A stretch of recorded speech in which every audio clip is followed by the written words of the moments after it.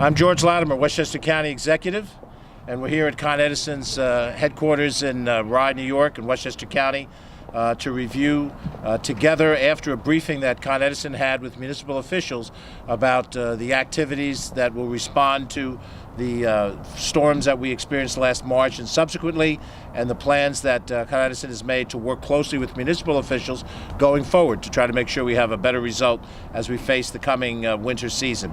I'm joined here on the elected official side by David Buchwald, who's a state assemblyman and has been the driving force behind United Westchester, which is a coalition of municipal officials that have come together to create a singular platform of issues to discuss with Con Edison on a professional basis the types of things that we need. Deputy County Executive for Westchester County, Ken Jenkins, is here. Our Director of Operations, Joan McDonald, has joined us. We have Catherine Parker, who is Westchester County Legislator for this legislative district and is the majority leader of the Board of Legislators. Tom Meyer is the Commissioner of DPW for Yonkers, which is our largest municipality. And in the session that Con Edison was gracious enough to host, we had top elected officials from across the cities, our towns, and our villages.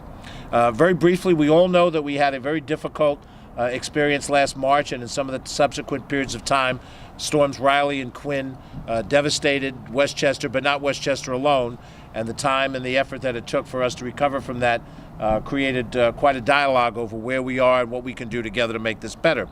The United Westchester organization, a coalition of local governments, got together under David Buchwald's leadership and our assistance at the county level to identify what the priority issues were that we thought we needed to have progress made on.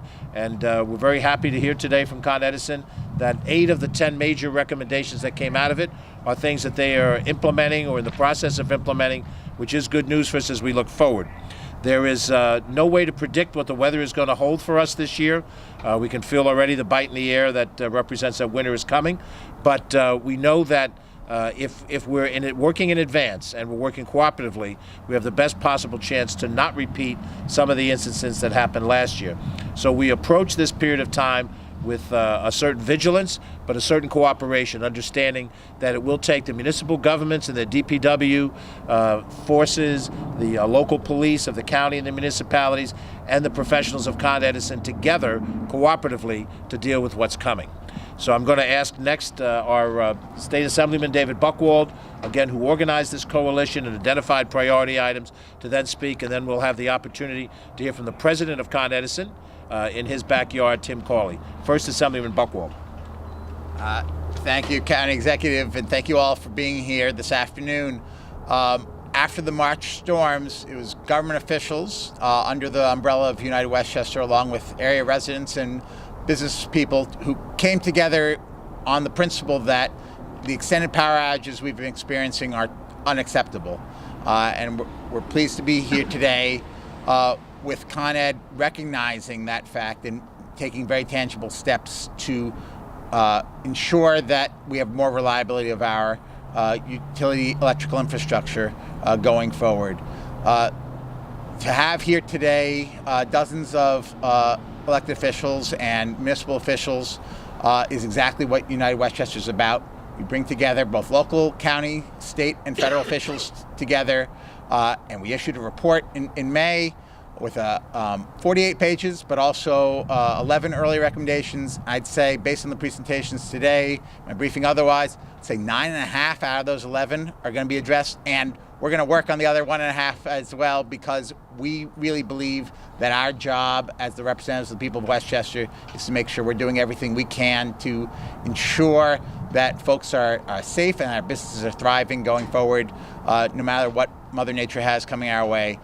That having been said, a lot of what's going to be discussed today is a series of specifics that are part of an ongoing dialogue with Con Edison. I want to thank the officials here who I know recognize this is a long-term process, but what's being announced today is, I think, something that will give people just a little bit more faith that progress is being made, and then we're going to make sure that we work together to make sure the implementation is strong, but also that we continue to cover all the bases on behalf of the people and businesses of Westchester.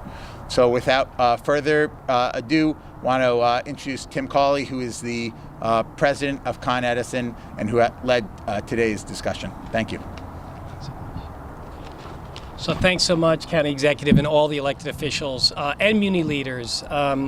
As was stated, following the storms, we were able to get lots of input. The United Westchester report was a key input into our improvement opportunities, as well as a number of meetings with each of the local municipalities, gathering their experience and determining ways that we could better respond to provide safe, reliable power to our customers. We've embarked on a number of very tangible initiatives, and even as we've started those, we'll continue to work at and improve our storm response into the future. I'll provide a few examples of some of the things we'll do moving forward to better serve our customers. The first is we'll invest $100 million in storm resiliency in our overhead system. Following Sandy, we invested about $100 million and saw tangible gains in reduced numbers of outages. We see there's an opportunity to further invest in this system and prevent outages from occurring. One of the issues we ran into in the storms in March was because it was such a regional event, we had to reach far to get overhead resource to come in and assist. And the further you reach, the longer we wait. So we've taken a number of steps that we hadn't taken in the past to ensure we have a more robust staffing level as these storms roll in. I'll just list a few examples. We're increasing our internal staffing. We've increased contractor staffing on site. In part, those crews will do that $100 million work that I discussed. We're going to take an approach largely from input we received from United Westchester and the municipalities. We'll actually have provisions to fly crews in from the West Coast. And the thought there is if there's an eastern storm, the West Coast would be clear. We'll fly them in, and then we've solved the issue. We'll lease about 100 bucket trucks to outfit these, so that can increase our staffing as they fly in. We'll get them in these buckets and immediately hit the ground with more resource. We're also reaching out to local electrical companies that might serve some role in the restoration, be it either damage assessment or the smaller service work to help expedite repairs and get people back in business sooner. Trees were a very large factor in the March event, and they are the #1 cause of outages on the overhead system, down trees. And so we've embarked on a pilot where we have arborists go out and look at trees that are unhealthy, they're in imminent danger of failure, and rather than let them fall during a storm, we're going to proactively work with customers and the municipalities to remove those trees. In Cortland, we've inventoried about 300 such trees and have worked with homeowners to remove them. It's a pilot now. We're going to see where it goes, but we think it'll greatly mitigate the risk of downed trees over time and allow more customers to stay in lights and have less road closures.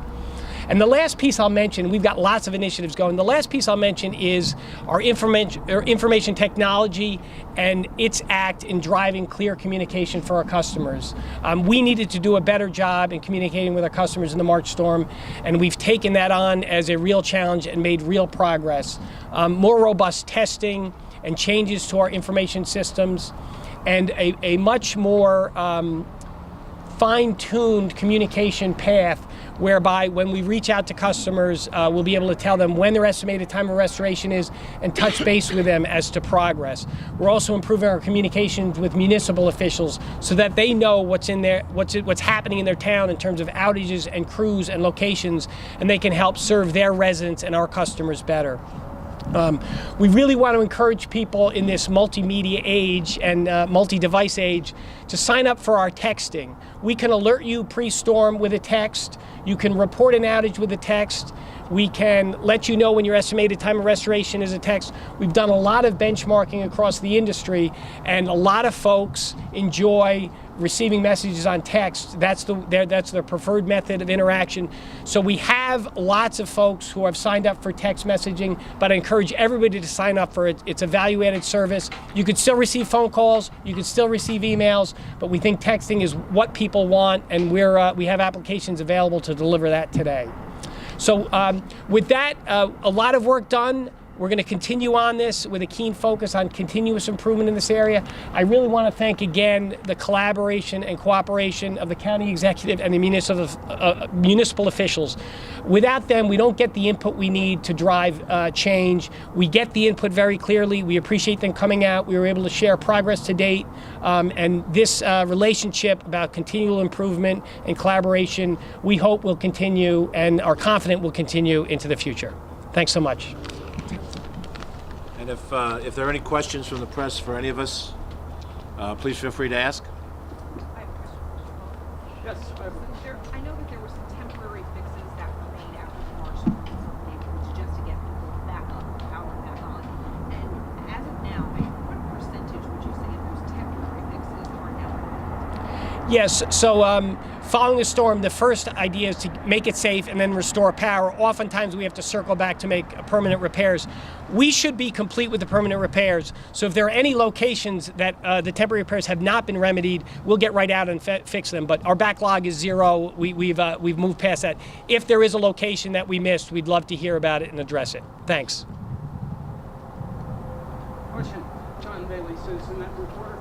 I'd like to know, since you had at least 1,000 and maybe 1,500 more workers brought in the last couple of hours, how does this only 100 increase in your staff work out for that? Aren't you really sure? Yeah, so really the initiatives and the portfolio I described about increasing immediate staffing would take us from about 225 line constructors. And those are in order to get make the area safe and put lights back on, you really need this critical skill set. We'd move from around 225 up to 600 right out of the box with that portfolio. We will still rely on the mutual aid system. And like I said, as you point out, we were 1,200, 1,400 workers strong in the March event.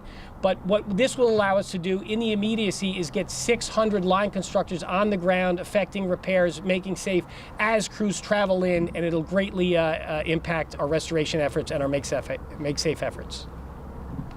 Will that $100 million affect bills, Con Ed bills, and people are wondering how they're paying for it? Yeah, so we invest in our system every year. The total system, electric, gas, and steam, we invest north of $3 billion. You know, it's a big system out there.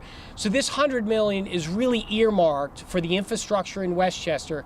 And that's the 4-year program. And as I mentioned in the meeting, we'll continue to evaluate this. It doesn't fall off a cliff, but we think that there's enough ripe opportunity to meaningfully invest $100 million to make a difference in outages. And then we'll revisit it. And as new technologies and equipment and practices come into play, we would roll that out in years to come. Just add in response to Mr. Bailey's question, just to make sure you have some sense of the numbers.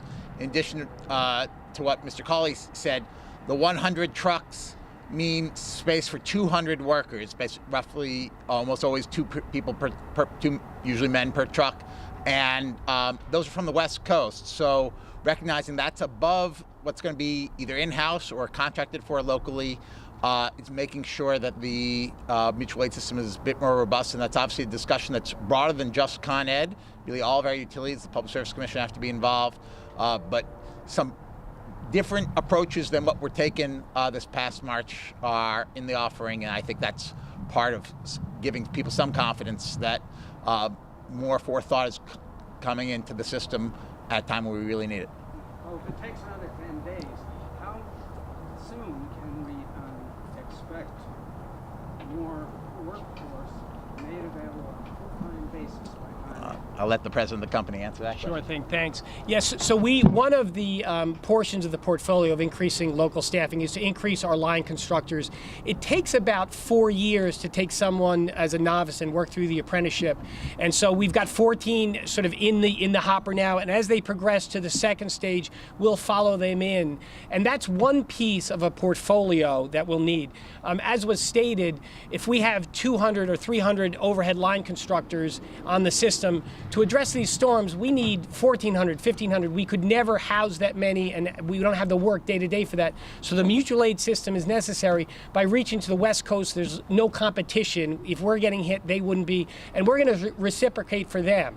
So if they're getting storm damage, we would fly our crews, some of our crews, to help them. So we're going to continue to evaluate how we can get resource here. The other thing is we're taking a look at the weather, and the weather can be unpredictable. We have 2 meteorologists. We rely on all of your stations to understand what's happening in the weather and the National Weather Service. But we're going to sort of hedge toward more pre-staging of crews rather than less. And there's some expense to that, but we think having people on the ground a little more conservatively is what our customers want and what we want to deliver. So this is an experimental year. Now, I wouldn't say it's experimental. I think we're going to introduce a number of new initiatives that we think will impact very positively the restoration, and we're going to learn. Frankly, the hazard tree program, it's a pilot. We're going to learn. We have not taken imminently damaged trees off of customers' property. We're going to try it and see how it goes. We're going to gauge interest from customers. I love trees. People love their trees. There may not be interest. So really, it's about learning, and that's why we've labeled it a pilot. Any other questions? I do have one, I'm sorry, and I may have missed this, I apologize. When there was a comment about this cost being passed on to customers, was the answer definitive, yes, there will be an increase, or no, there's not? So currently in customer bills is a reflection that we're investing $3 billion a year. That's there. This will be part of that. So it's targeted for Westchester, but it will not materially impact it. If there are no other questions, we thank you for your time. Thank you very much. Thanks so Mr. much. CAWLEY, Thanks. appreciate your hospitality here. And thank you, Assemblyman Buchwald, for your leadership.